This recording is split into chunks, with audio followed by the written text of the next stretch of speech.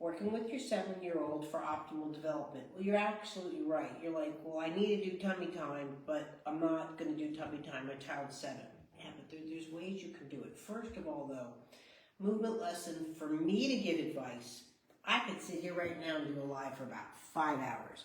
Not seeing your child, not knowing how your child is organizing movements. You're just telling me what you think I need to know. I kind of look at things differently, but it would be what you're looking at. First of all, you're looking at vision. Biggest thing with a 7-year-old, can they go from short vision to long vision? No difference in what I'm looking for walking, but that's like writing, going here. Now, if they're having difficulties writing, again, I need to see where they're crossing midlines. Because if I'm not doing it through my chest, right, that's where writing is hard, because I'm either on this side of the midline or on this side of midline. I mean, I'm working with a girl who's Jewish Orthodox, and so with the cryo they have to do left to right, right to left, and she literally, she goes right to the midline point. You don't see it as much with our kids, but those are some of the things I look at. Another thing is they have to have visual arcs, and this is where, again, the milestones go into play. And again, I can keep talking. That's not going to help you. The best thing is, first of all, is to put in your video submissions. Let me look at what's going on, and then I'll specifically tailor. Well, I work on people of all ages, from 97 years old to like 3 hours old. It doesn't matter. I get it. Most people think that movement lessons is about the babies, but it's not about. It's about optimal development, optimal movement, whether you're my age, or your child.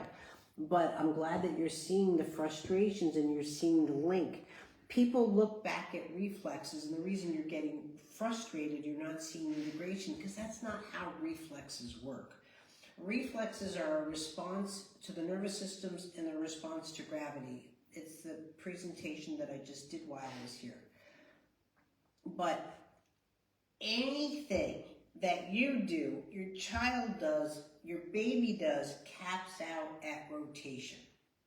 So you really need 3 key things. It's weight transfer, transitional skills, and rotation. But you need it with vision, your fine motor skills, and your gross motor skills.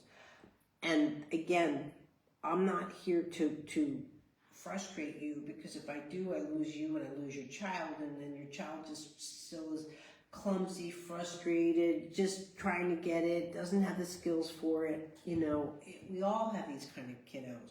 Those kiddos that aren't getting services, but at the same time, again, it's not optimal, and it should be. So if you improve vision, you're going to improve every movement in the body. But if you can just send me a couple of videos so I can just see what's going on, just like I do with the munchkins, then I can tell you specifically where you need to go. You'll start seeing differences. But again, you know, like I said, I understand what they mean by reflex integration, but if it's not done right, or any modality that caps out at that rotation point, you're just not going to get further, and you're going to see the frustrations. And to just identify those kind of things, well, if your pelvis isn't working right, well, of course your Moro's not right, because the point of the Moro, very similar to a jumping jacks, monkey bars, this is where they integrate into. They don't stop. They're going into mature movements, is because the pelvis is the only area of the body where movement can go in all directions. So that's just what I'm looking for. But you have a right for your child to be learning better, because they move better. And that's what we're here for. So I can help you. I just need a little bit more information. Thanks.